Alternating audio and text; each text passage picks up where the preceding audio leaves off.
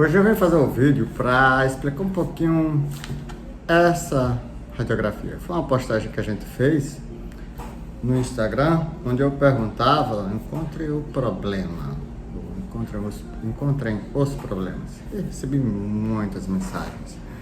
E eu vou falar algumas coisinhas para você que eu aprendi com o tempo.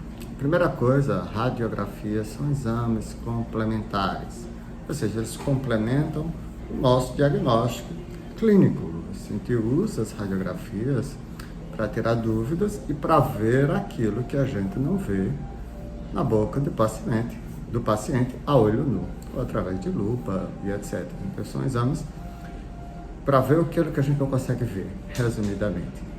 Então, as radiografias panorâmicas, elas nos dão uma imagem bidimensional, e as dicas que eu vou dar é que utilize as radiografias panorâmicas ou qualquer outro tipo de raio-x, não só para ver a parte dentária. A gente, como cirurgião dentista, a gente tem que dar uma olhada um pouco mais ampla. Não confie sempre nos laudos. Geralmente eu utilizo a radiografia panorâmica, vejo ela e daí eu vou ver o laudo, se no laudo tem alguma coisa que eu não vi. Outra coisa, nunca utilize radiografia contra a luz. Isso não é feito para se usar, para se ver radiografia contra a luz. E por isso existem os negatoscópios. E hoje eu só utilizo a radiografia digital, porque eu consigo dar zoom, mudar a cor, escurecer, clarear. E aí, daí eu consigo ver tudo com muito mais facilidade, além de não precisar estar com aquele entulho dentro do consultório.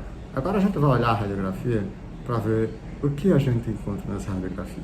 Vamos lá.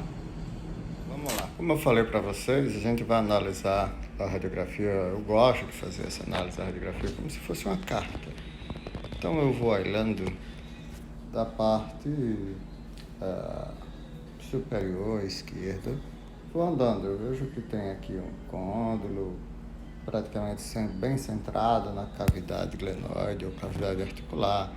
Eu venho andando, olhando a parte superior, inferior, não estou vendo, um pouco de pneumatização. Assim, muitas pessoas responderam algumas coisas que a gente precisa pôr uma interrogação. São problemas ou não são problemas?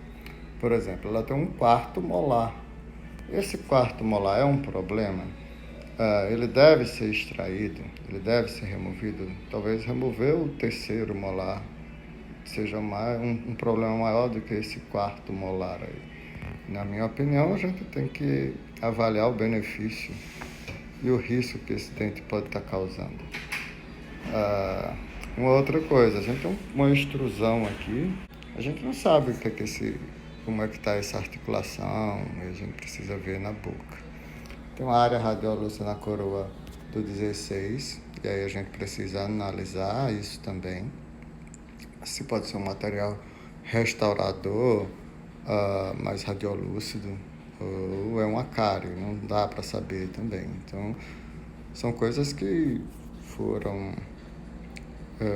que nos deixam em dúvida, e o exame clínico vai ser soberano sobre o exame radiográfico. Então, nós temos os premolares, aí tem um canino. Muita gente falou que os caninos estão girovertidos. A radiografia panorâmica não acha o melhor exame para ver se o canino está girovertido ou não. Então, a gente vai acompanhando, os ápices estão perfeitos. A gente vê o tratamento endodôntico no elemento 11, vê o tratamento endodôntico no elemento 22 com um pouco de extravasamento de material obturador. Isso não é um problema, tá? Isso não é um problema, a gente sabe de todos. Pode consultar um endodontista na dúvida. A gente vai ver o elemento 22, 23, a dúvida, tá? Girovertido, vamos lá no exame clínico olhar.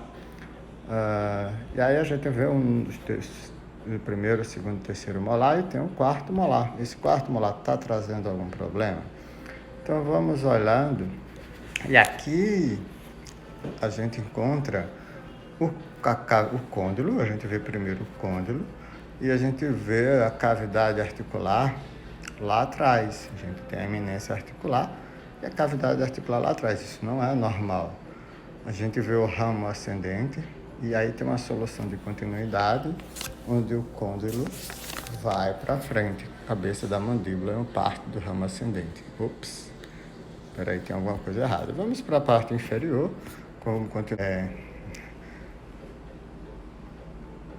continuar lendo como uma carta, como eu gosto de fazer. A gente tem uma dilaceração do elemento 43 e talvez esse elemento esteja invadindo o canal mandibular. Isso é um problema? Não sei se é um problema. A gente está trazendo problema? Vai. Se fosse fazer uma exodontia, aí ia ser necessário uma tomografia para avaliar isso aí.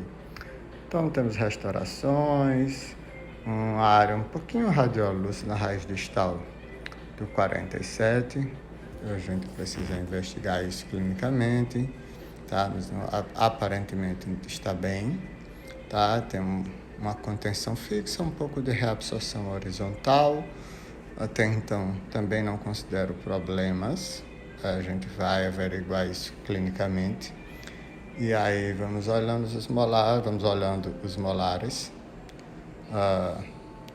Talvez essa área radiolúcida na distal da coroa do terceiro molar, isso possa ser uma indicação de exodontia desse 38. Mas o que eu quero chamar bem a atenção é porque a gente olha só dente. Por que a gente olha só dente? Então, a gente tem que se acostumar a dar uma olhada um pouco maior em toda a anatomia. E aí, onde a gente chega no real problema. E o que é que aconteceu com esse paciente? Essa paciente estava dormindo no quarto dela. Tinha um jardim e tinha uma porta de vidro temperado, de blindex. E esse blindex caiu por cima dela, dormindo. E ela chegou sem conseguir abrir a boca. E aí juntou uma coisa com a outra. E o diagnóstico, fratura do côndilo esquerdo. E aí foi encaminhado para um cirurgião bucomaxilo, onde foi tomadas todas as providências. Então, as dicas que eu já dei para vocês: não olhem apenas dentes.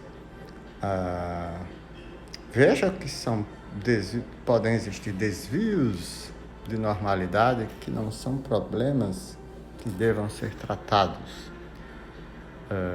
Não olhem radiografia contra a luz, a não ser que seja contra a luz de um negatoscópio. De preferência radiografias digitais. Você vai conseguir dar zooms bem melhores para você ver tudo com muito mais nitidez. Na dúvida, peça radiografias periapicais ou radiografias ou tomografias computadorizadas, e em caso de tecido mole, ressonâncias magnéticas, tá? E isso não inventei, foram coisas que eu fui aprendendo com a vida. Um grande abraço para todos, espero que o vídeo tenha sido útil, um abraço e até a próxima.